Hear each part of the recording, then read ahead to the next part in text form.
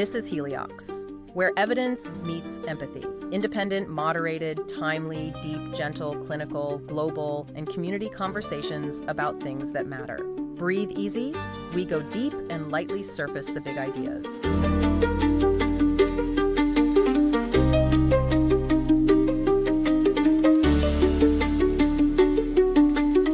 Welcome to the Deep Dive, where we like to take some really complex research and make it easy to understand. Yeah. Today, we're going to be diving into a paper all about the potential of circular mRNA in RNA therapeutics. And Sounds good. this paper was published on November 5th, 2024. Right? And it's called Internal Cap-Initiated Translation Provides Efficient Protein Production from Circular mRNA. Catchy. Yeah, and it might just hold the key to unlocking even more effective and longer-lasting treatments for all sorts of things. Yeah, circular mRNA is really interesting because it's so stable. Okay. Unlike traditional linear mRNA, which degrades really quickly, Right. circular mRNA can actually just stick around in cells for much longer. And this could lead to treatments that are more potent Oh, and wow. require fewer doses. So it's like the difference between a note scribbled on a sticky note versus like a message that's carved in stone. Exactly. I like that. But there's a catch. Oh. Linear mRNA has a special cap at the beginning Yeah. called M7G. M7. And you can think of this as like a VIP pass that allows the mRNA to enter the cell's protein-making machinery very smoothly. Gotcha. Circular mRNA, being a continuous loop, doesn't have a clear start or end, so there's nowhere to put this essential cap. Ah, so it's like showing up at a concert without a ticket. Right. You might be able to sneak in, but it's going to be way less efficient. Precisely, and that's the problem that these researchers from Nagoya University tackled in this paper. Well. They've developed two very clever ways to introduce that crucial M7G cap into circular mRNA, and they call this internal cap-initiated translation, or ICIT. Okay, ICAT, got it. Yeah, Now that sounds like a game changer. it is. Can you walk us through how they actually managed to pull that off? Sure, so they took two distinct approaches. Okay. Covalent ICIT and non-covalent ICIT. All right.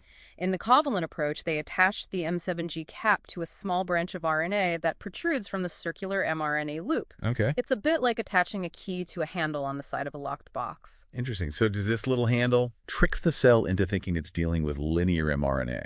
In a way, yes, and the results are really impressive. Okay. They actually observed more than a 100-fold increase in protein production compared to uncapped circular mRNA. Wow, that's a huge boost. It is. So what about the non-covalent method? How does that one work? The non-covalent method is even more ingenious, I think. Oh, okay. Instead of directly attaching the cap, they created a separate short piece of RNA called corn, and this carries the M7G cap and is designed to bind to the circular mRNA, bringing the cap close enough to actually initiate translation. So it's like holding the key up to the lock Yeah. without actually putting it in, but it still opens. Great analogy. I like that.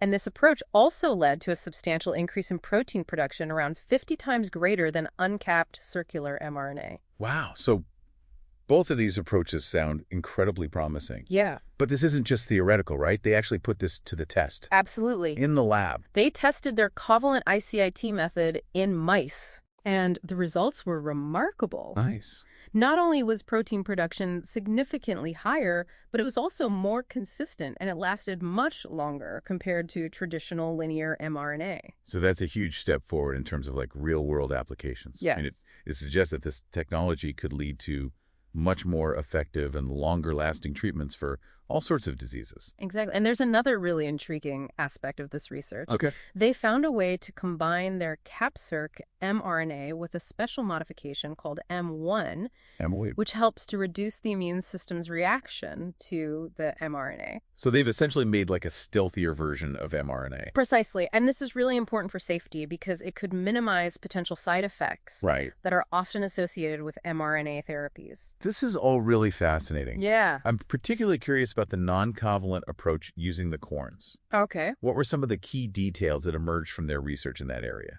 Well, what's really interesting about their work with corns is the sheer volume of experimentation they conducted. Oh, wow. They tested a wide range of corn lengths, different positions for binding on the circular mRNA, and even introduced various chemical modifications. Oh, wow. To see how they could optimize the system. So it sounds like they were really digging deep into the molecular toolbox. Yeah. To see what worked best. Exactly. Yeah, and that dedication led to some really fascinating discoveries. Like what? Well, for instance, they found that the position of the corn on the circular mRNA actually had a significant impact on protein production. And Oh. surprisingly, placing the corn further away from the start site for translation actually worked best. That seems kind of counterintuitive. You'd Yeah. think having the cap closer to the starting point would be more efficient. Why do you think that is? Yeah, it is a bit of a mystery, but it likely has to do with the complex interplay of RNA structures and the proteins involved in translation. Right. It really highlights how much we still don't know about the inner workings of these processes. Yeah, that's what makes all this research so exciting. There's still so much to uncover, and each new finding just opens up even more questions. Absolutely. Um, what about those chemical modifications they were testing? Right. What was the purpose of that?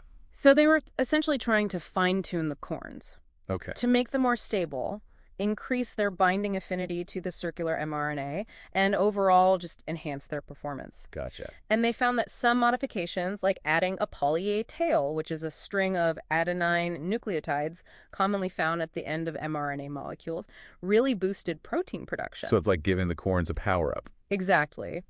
But other modifications they tried, like introducing LNA or BNA bases, which are chemically modified nucleotides that are more resistant to degradation, actually had a negative impact. Huh. So sometimes those seemingly positive tweaks can backfire. Yeah. I guess it just goes to show that biology is rarely straightforward. It certainly is, and this meticulous experimentation led them to another groundbreaking discovery, rolling circle translation.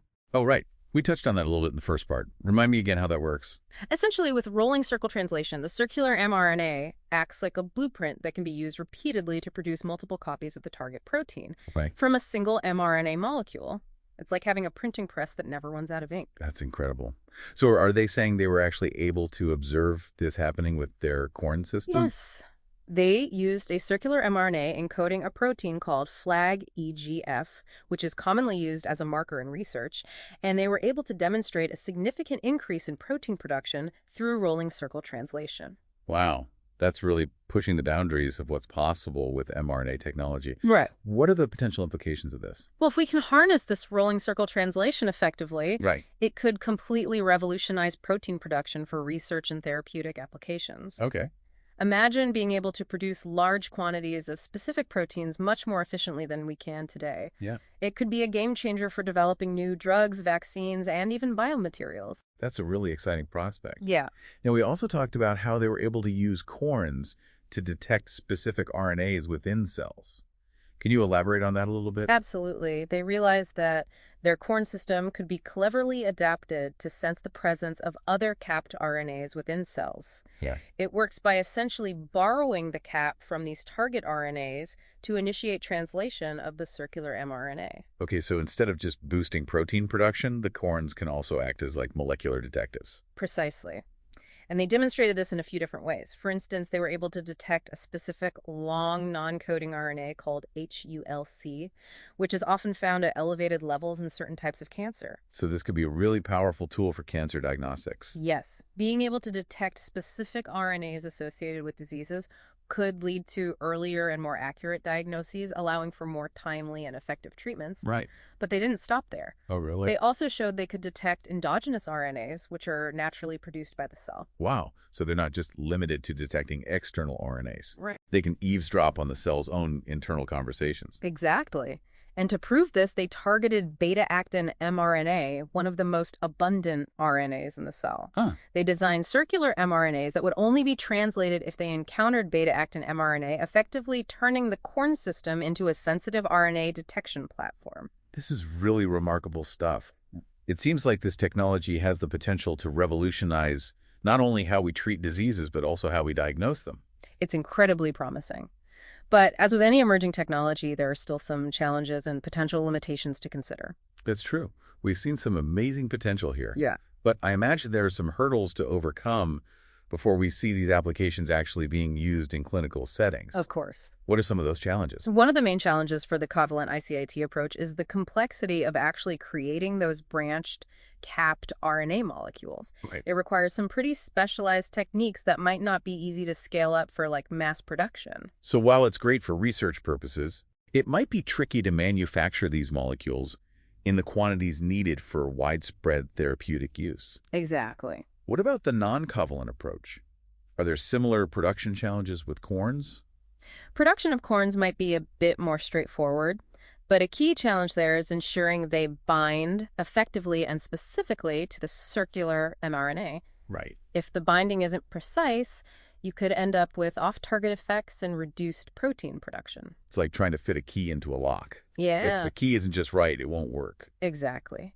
And of course, a major challenge for any RNA therapy is delivery. Right. Getting these molecules into the right cells without them being degraded along the way is crucial. Right. It's not enough to just create these amazing molecules. You also need a reliable way to get them where they need to go. For sure. So even with all these challenges, it seems like there's a lot of excitement surrounding this research. Yeah. What makes this work so groundbreaking in the bigger picture of RNA therapeutics? What's really fascinating here is the sheer versatility of these technologies. I mean, we've talked about their potential in treating diseases, Right. but the applications extend far beyond that. Wow. Imagine using corns to develop highly sensitive diagnostic tools capable of detecting the earliest signs of disease, or even monitoring how well a treatment is working in real time. So we could be looking at a future where personalized medicine is taken to a whole new level. Yeah.